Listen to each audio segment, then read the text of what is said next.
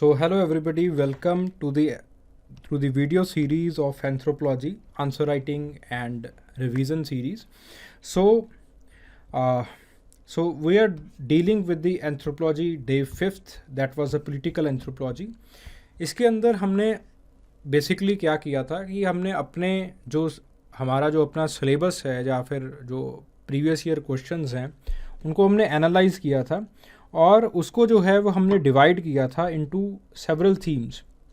जैसे आपके पास पहला थीम जो हमने डिस्कस किया है पॉलिटिकल एंथ्रोपोलॉजी के अंदर, that is the theory of power, कि आपके पास जो प्रिमिटिव सोसाइटीज़ हैं उसके अंदर पावर को इस्टेब्लिश कैसे किया जाता है। ठीक है, फिर आपके पास जो दूसरा थीम है जो हमने किया था, दैट इज़ आपके पास जो है what is the nature of the law, that आपके पास जो लॉ है उसका इन्फोर्समेंट कैसे किया जाता है, how the laws are enforced. ठीक है, लॉ का जो इन्फोर्समेंट है वो कैसे किया जाता है। जो तीसरा आपके पास थीम था, that was the nature of the law in the primitive society, और प्लस आपके पास जो है हमने इसी के अंदर जो है वो ओरिजिन के बारे में भी पढ़ा था कि आपके पास जो ओरिजिन है वो प्रिमिटिव सोसाइटीज़ के अंदर लॉ का कैसे होता है। फिर आपके पास जो चौथा थीम है वो आ जाता है जिसके अंदर हम पढ़ते हैं कि आपके पास जो है एवोल्यूशन कैसे होता है, how the political organisations they evolve in the primitive society. Primitive society के अंदर जो पोलिटिकल ऑर्गेनाइजेशंस हैं वो कैसे इवॉल्व होती हैं।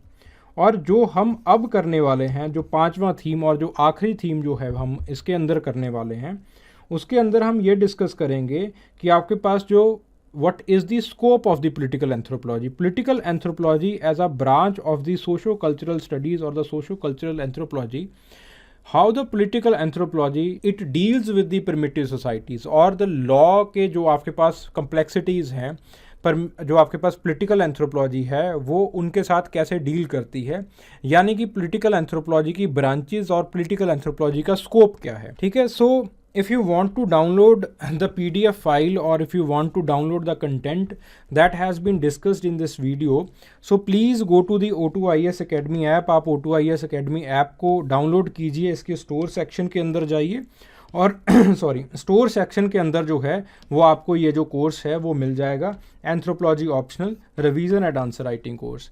इन the anthropology optional revision and answer writing course आप जो है वो रिसोर्स सेक्शन के अंदर जाएंगे। In the resource section you will get the file, आपको जो है वो फाइल, आपको जो एक फ़ोल्डर जो है वो मिल जाएगा और उस फोल्डर के अंदर जो है वो आपको ये सारा जो PDF है, ये सारा मटीरियल जो है वो आपको मिल जाएगा। ठीक है, so in this way you can download these things, इन चीज़ों को आप जो है वो इन फाइल्स को आप जो है वो डाउनलोड कर सकते हैं। So these were the previous year questions and the previous year questions we have already analysed. तो उसी में से जो है वो हमने थीम्स जो हैं वो निकाली थी। अगर आपने प्रीवियस ईयर क्वेश्चन का एनालिसिस वीडियो जो है वो नहीं देखा है, then please stop the video और आप जो है वो पिछले वीडियो के ऊपर जाके उसको देखिए प्रॉपरली, चीज़ों को एनालाइज करने की कोशिश कीजिए कि कैसे जो है वो आपसे सवाल जो हैं वो पूछे जा रहे हैं। ठीक है, जब तक आप इन चीज़ों को एनालाइज नहीं करोगे तो you have very high chances कि आप जो है वो मिसगाइड हो सकते हैं।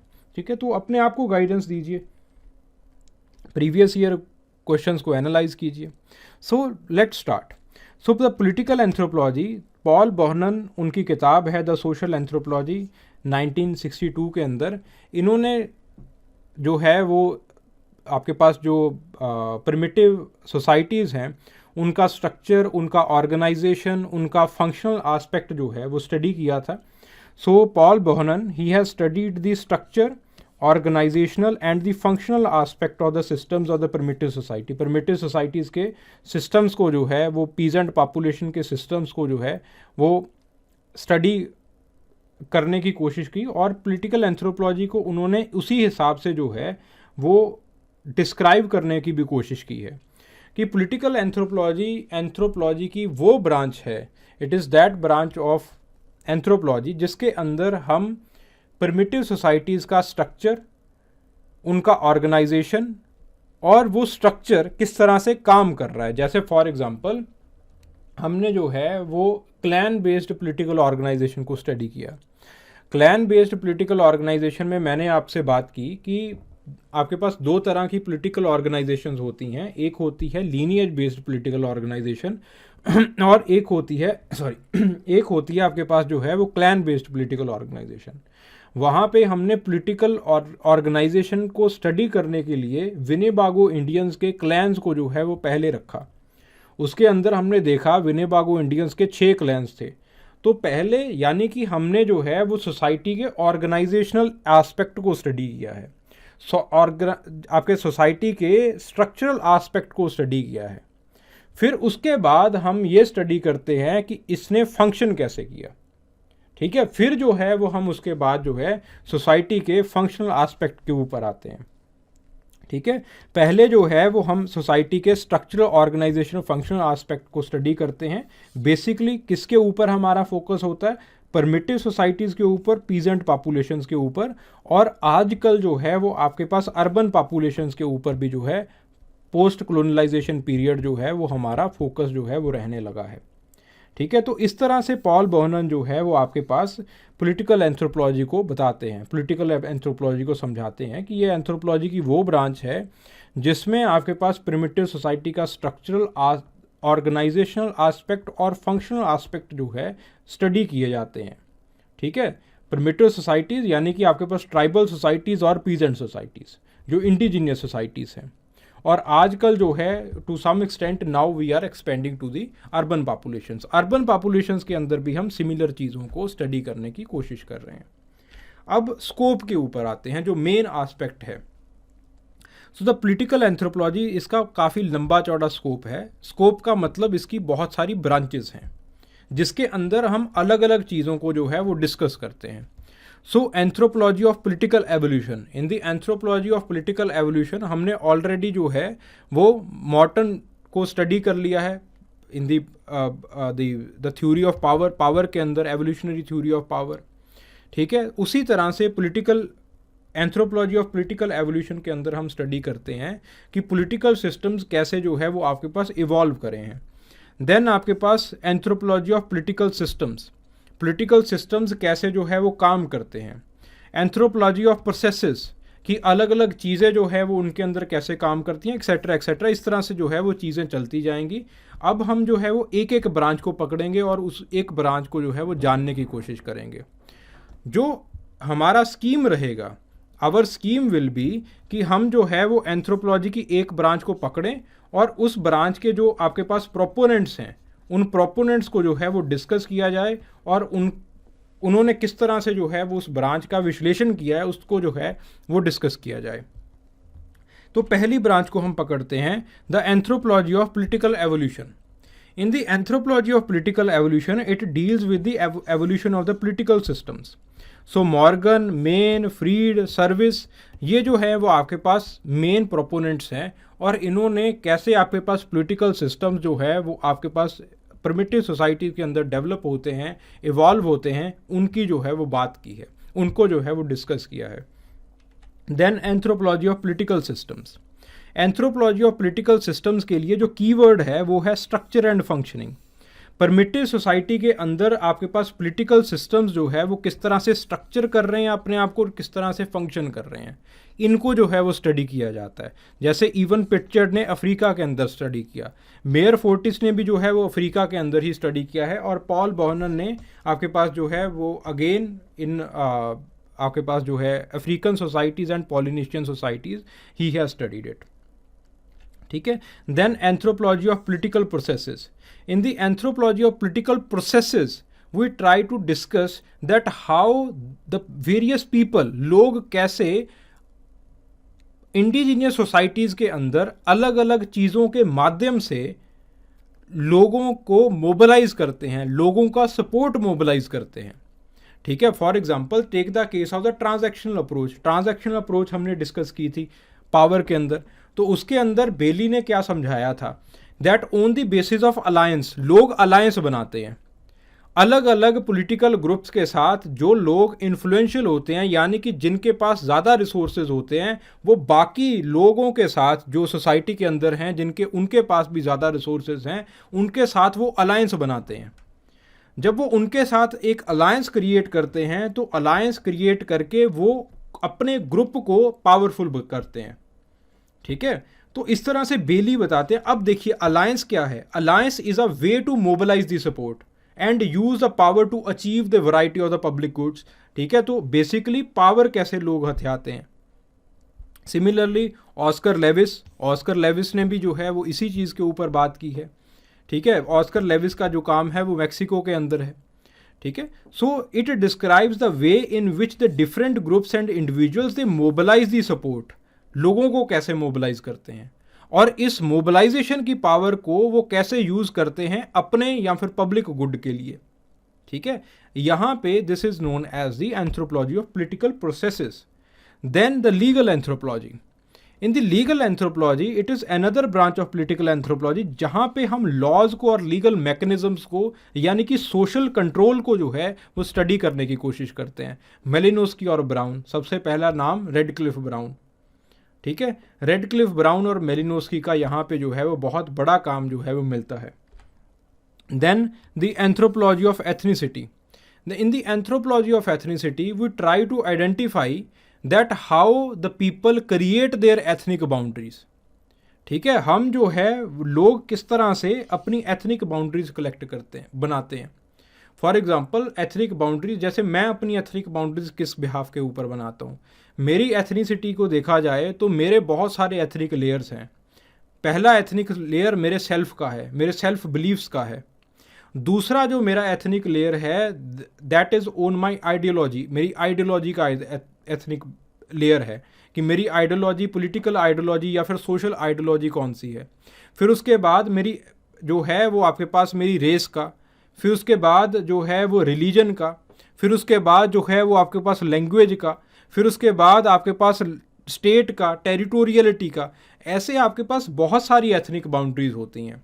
तो मलिनोस्की ने रेस रिलेशंस के ऊपर जो है वो काम किया है अफ्रीका के अंदर, और उसके अंदर मलिनोस्की का काम भी है इसके अंदर, और फेडरिक बाथ का भी है इसी के अंदर काम। फेडरिक बाथ का अगेन पठान्स के अंदर काम है। ठीक है, तो फेडरिक बाथ का भी काम है यहाँ पे। वहाँ पे वो समझाते हैं कि लोग अपनी एथनिक बाउंड्रीज को डिफाइन कैसे करते हैं और मौका आने पे रीडिफाइन कैसे कर देते हैं। ठीक है, जैसे फॉर एग्जांपल मैं यहाँ पे हूँ, पंजाब में हूँ, तो मैं अपने आप को पंजाबी कहूँगा क्योंकि मैं ज़ुबान पंजाबी बोलता हूँ, मेरी जो मातृभाषा है वो पंजाबी है। ठीक है, तो मैंने अपनी एथनिक बाउंड्री को डिफाइन किया। Let say I am on some religious place somewhere else, तो मैं इस चीज़ को रीडिफाइन कर दूंगा, मैं जो है वो अलग एथनिसिटी के लेवल के ऊपर आ जाऊंगा। उसी तरह से पॉलिटिक्स में बहुत बार जो है वो आपके पास एथनिसिटी को रीडिफाइन किया जाता है। बाथ ने जो है वो उसी के ऊपर जो है पठान्स के ऊपर जो है वो काम किया पाकिस्तान के अंदर। ठीक है, the anthropology of political movements, so it deals with the resistance movements, resistance movement के साथ डील करते हैं वो। ठीक है, नेटिव मूवमेंट्स के साथ, ड्रम फेस्टिवल्स के साथ। ठीक है, कि कैसे जो है वो आपके पास जो छोटे छोटे लोग हैं सोसाइटी के, जो आपके पास दबे कुचले लोग हैं सोसाइटी के, वो आपके पास ड्रम फेस्टिवल्स में और आपके पास छोटे छोटे त्योहारों में वो गैदर होते हैं और एक डोमिनेंट फैक्शन के अगेंस्ट, जो आपके पास हेगीमनी जो है वो सोसाइटी में क्रिएट कर रही होती है, एक डोमिनेंट फैक्शन जो है वो आपके पास बन चुकी होती है, कैसे उसके खिलाफ जो है वो एक स्ट्रगल जो है वो इनिशिएट करते हैं। सो T.R. विलियम्स और वेलिस का जो है वो इसके अंदर काम है। बोर्नियो पीपल के अंदर विलियम्स का काम है, वेलिस का काम जो है अगेन क्रॉस कल्चरल मूवमेंट्स के ऊपर है। फिर उसके बाद international relations, anthropology of international relations, Mead का, बेनेडिक्ट का, फॉस्टर का इसके अंदर जो है काम है। मीड का काम और बेनेडिक्ट काम जो है वो ऑलरेडी आप जो है वो इंटरनेशनल पॉलिटिक्स के अंदर जो है स्टडी कर चुके हो। ठीक है, देन आपके पास anthropology of warfare. In the anthropology of warfare it is a very important branch, जिसके अंदर ये देखा जाता है that the warfare it is not a cultural universal but there are some tribes like Bushman, Arapesh, जो है वो आपके पास बहुत फ्रीक्वेंटली जो है वो फ्यूड्स के अंदर जो है एक दूसरे के साथ जो है वो इंगेज रहते हैं। एंथ्रोपोलॉजी ऑफ वॉरफेयर के अंदर जो है वो आपके पास ये देखा जाता है कि किन बेसिस के ऊपर जो है वो वॉरफेयर को स्टडी किया जाना चाहिए। ठीक है, किन बेसिस के ऊपर जो है वो वॉरफेयर को स्टडी किया जाना चाहिए, यानी कि लोग किन बेसिस के ऊपर अपने आप को ऑर्गेनाइज करते हैं, किस तरह का उनका एक ऑर्गेनाइजेशन बनता है, और फिर जो है वो अपनी एक वॉरफेयर जो है वो कंडक्ट करते हैं। ठीक है, so it shows that the war in the band it is always fought by the individual, not by the whole group. पूरा का पूरा ग्रुप वॉर के ऊपर नहीं जाता, कुछ इंडिविजुअल्स जाते हैं। So it has shown that in the chiefdoms and the state political organization, the war tend to be organized and fought by the artillery. So has explained the war in the term of the innate tendencies, adaptive strategies and non-adaptive cultural processes. Not very important. ठीक है, तो war जो है वो आपके पास एक obviously it's not a cultural universal, but अलग अलग सोसाइटीज़ में अलग अलग सर्कमस्टांसिस की वजह से वॉर जो है वो एक इनेट टेंडेंसी बन जाती है। ठीक है, तो नागाज के ऊपर जो है, इसी के ऊपर जो है वो ओटरबेन ने जो है वो काम किया है। जब हम एथनिसिटी की प्रॉब्लम नॉर्थ ईस्ट के अंदर स्टडी करेंगे सेकंड पेपर के अंदर जो है, तब आपके पास जो है वो ओटरबेन का काम जो है वो कोट किया जाएगा, ओटरबेन के काम को देखा जाएगा। सिमिलरली वैद्या का काम है, ठीक है, आपके पास इंडियंस के अंदर, अमेरिकन इंडियंस के अंदर। ठीक है, सो इस तरह से जो है वो एंथ्रोपोलॉजी ऑफ वॉरफेयर जो है वो पढ़ती है वॉरफेयर को। Then anthropology of politics and development. Anthropology of politics and development जो है वो आपके पास बेसिकली थर्ड वर्ल्ड कंट्रीज़ के अंदर जो है वो एक किस तरह से पॉलिटिक्स और डेवलपमेंट के बीच का एक रिलेशनशिप रहा है, एक लव एंड हेट का रिलेशनशिप रहा है, उसको जो है वो स्टडी करते हैं। ठीक है, बेसिकली इसके अंदर जो है वो अंडर डेवलपमेंट की प्रॉब्लम को जो है वो स्टडी किया जाता है। ठीक है, so in the post colonial words uneven exchange, dependency and the under development, ये तीन जो प्रॉब्लम्स को जो है वो आपके पास जो है वो स्टडी किया जाता है। फॉर एग्जांपल ग्रीड्स की स्टडी है, 68 की स्टडी इंडोनेशिया के अंदर जो है वो इन्होंने कंडक्ट की है। So the third world countries is being opposed by two factors. दो फैक्टर्स हैं जो कि डेवलपमेंट में, थर्ड वर्ल्ड कंट्रीज की डेवलपमेंट में जो है वो आपके पास एक हर्डल जो है वो बन रहे हैं। The desire to retain the identity in the terms of language, culture and ethnicity. लोग जो है वो अपनी कल्चर को, एथनिसिटी को पकड़ के बैठे हुए हैं, जिसकी वजह से एक सेपरेटिस्ट मूवमेंट का जो है वो ट्रेंड जो है वो दुनिया के अंदर थर्ड वर्ल्ड कंट्रीज़ के अंदर जो है वो दिखाई दे रहा है। सो ग्रीड्स का कितना अच्छा ऑब्जर्वेशन है उनका। So the desire to be the part of the efficient modern state system and enhance the standard of the living. और दूसरी ओर वही लोग हैं जो कि अपनी स्टैंडर्ड ऑफ लिविंग भी जो है वो इन्हांस करना चाहते हैं। तो इसकी वजह से एक थर्ड वर्ल्ड कंट्रीज़ के अंदर जो कम्युनल पॉलिटिक्स है वो जो है वो आपके पास जो है वो पैदा हो जाती है, कम्युनल पॉलिटिक्स जो है वो पैदा हो जाती है। और इंडिया के अंदर बहुत अच्छा काम जो है वो कम्युनल पॉलिटिक्स के ऊपर किया है असगर अली इंजीनियर ने। तो असगर अली इंजीनियर का काम जो है, जब हम communalism, the problem of communalism हम डिस्कस करेंगे पेपर 2 के अंदर, तो आप जो है वो असगर अली इंजीनियर का काम भी जो है वो देखोगे, उसको भी डिस्कस करोगे। ठीक है, सो इस तरह से जो है वो आपके पास these things they have been organized. This is the scope of the political anthropology. ये political anthropology का scope है। ठीक है, now the question, explain meaning and scope of political anthropology. in the meaning आप जो है वो बोहनन का जो ये वाला डेफिनेशन है, you can write it, Paul Bohannan का डेफिनेशन लिख सकते हो कि यहाँ पे किसकी स्टडी की जाती है, स्ट्रक्चर की, ऑर्गेनाइजेशन की और functional aspect of the society. ठीक है, खास करके जो प्रिमिटिव्स और प्रिमिटिव सोसाइटी है, और आपके पास जो है जो ट्राइबल सोसाइटीज़ हैं। फिर उसके बाद आप जो है वो स्कोप को बताओगे कि इसका स्कोप बहुत लंबा चौड़ा है, और ये जो है वो आपके पास स्कोप है, एक एक को जो है वो आप उसको समझाओगे। ठीक है, so then in the body part you will write the scope. The scope of the political anthropology it is wide and varied. तो आप जो है जैसे for example anthropology of political evolution इसको समझाओगे। एक लाइन के अंदर आप इसकी डेफिनेशन लिखोगे, फिर उसके बाद जो है वो इनके प्रोपोनेंट्स को बताया जाएगा। पॉलिटिकल प्रोसेसेस, अगेन आपके पास डेफिनेशन लिखी जाएगी, फिर उसके जो है वो प्रोपोनेंट्स को समझाया जाएगा।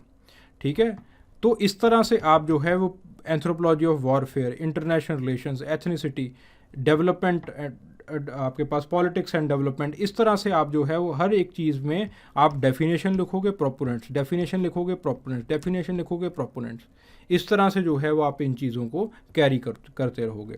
ठीक है, देन आप जो है वो इसका रेलिवेंस लिखोगे, दैट इन टूडेज रेलिवेंस, इसके अंदर आपके पास जो है आज का रेलिवेंस क्या है कि जो नई आपके पास जो एथनोग्राफीज आ रही हैं, चाहे वो कन्फ्लिक्ट एथनोग्राफी हो, चाहे वो न्यू एथनोग्राफी हो, वो जो है वो आपके पास पॉलिटिकल डेवलपमेंट्स को समझने के लिए जो है वो पॉलिटिकल एंथ्रोपोलॉजी के जो क्लासिकल वर्क्स हैं उनका रेफरेंस लेते हैं। ठीक है, और आपके पास इंटरनेशनल रिलेशंस के अंदर जो है वो आपके पास जो एंथ्रोपोलॉजिस्ट का जो एक्शन रिसर्च है उसका रेफरेंस लिया जा रहा है। ठीक है, then you will try to conclude, उसके बाद जो है वो आप कंक्लूजन करोगे। ठीक है, so please write it down, और जो है वो आप इसको इस नंबर के ऊपर जो है वो भेज सकते हैं 9872124143।